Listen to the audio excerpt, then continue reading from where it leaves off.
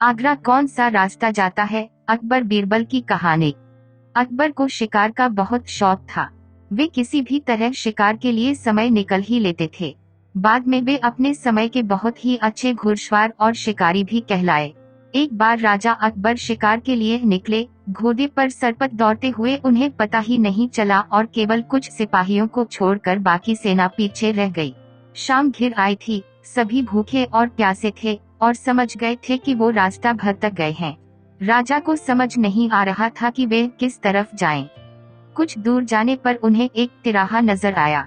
राजा बहुत खुश हुए। चलो अब तो किसी तरह वे अपनी राजधानी पहुंच ही जाएंगे, लेकिन जाए तो जाए किस तरफ? राजा उलझन में थे।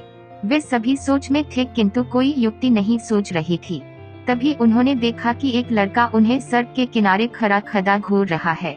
सैनिकों ने यह देखा तो उसे पकड़कर राजा के सामने पेश किया। राजा ने करती आवाज में पूछा, ए लड़के, आगरा के लिए कौन सी सड़क जाती है? लड़का मुस्कुराया और कहा, जनाब, ये सड़क चल नहीं सकती तो ये आगरा कैसे जाएगी? महाराज, जाना तो आपको ही पड़ेगा। और यह कहकर वे खिलखिलाकर हंस पड़ा। सभी सैनिक मौन खड़े थे। वे राजा के गुस्से से वाकिफ थे।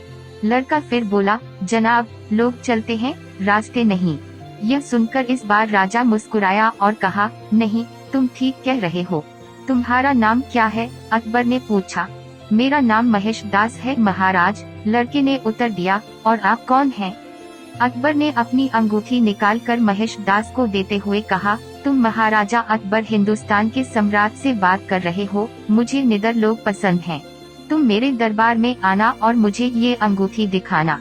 ये अंगूठी देखकर मैं तुम्हें पहचान लूंगा। अब तुम मुझे बताओ कि मैं किस रास्ते पर चलूं ताकि मैं आगरा पहुंच जाऊं।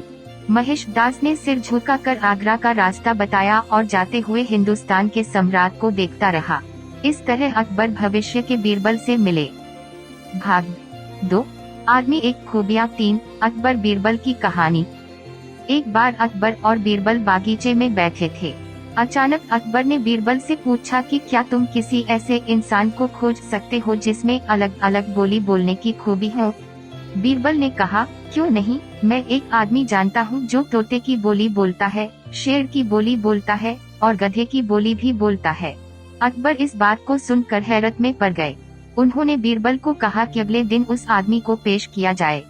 बीरबल उस आदमी को अगले दिन सुबह दरबार में ले गए और उसे एक छोटी बोतल शराब पिला दी। अब हल्के नशे की हालत में शराबी अकबर बादशाह के आगे खड़ा था। वह जानता था कि दारू पी कर आया जानकर बादशाह सजा देगा, इसलिए वह गिड़गिड़ाने लगा और बादशाह की खुशामद करने लगा। तब बीरबल बोले कि हुजूर, यह जो सजा के डर से बोल रहा है वे तोते की भाषा है। उसके बाद बीरबल ने वहीं उस आदमी को एक और शराब की बोतल पिला दी। अब वे आदमी पूरी तरह नशे में था। वह अकबर बादशाह के सामने सीना तान कर खड़ा हो गया। उसने कहा कि आप नगर के बादशाह हैं तो क्या हुआ, मैं भी अपने घर का बादशाह हूँ। मैं यहाँ किसी से नहीं डरता हूँ। बीरबल बोले कि हुजूर, अब शराब के नशे में निडर होकर यह जो बोल रहा है यह शेर की भाषा है। अब फिर से बीरबल ने उस आदमी का मुंह पकड़कर एक और बोतल उसके गले से उतार दी।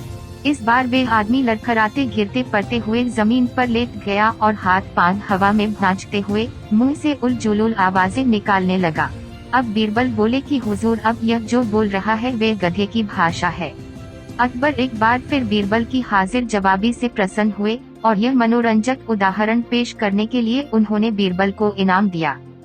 अगर हमारी वीडियो पसंद हो तो चैनल को सब्सक्राइब करें। धन्यवाद।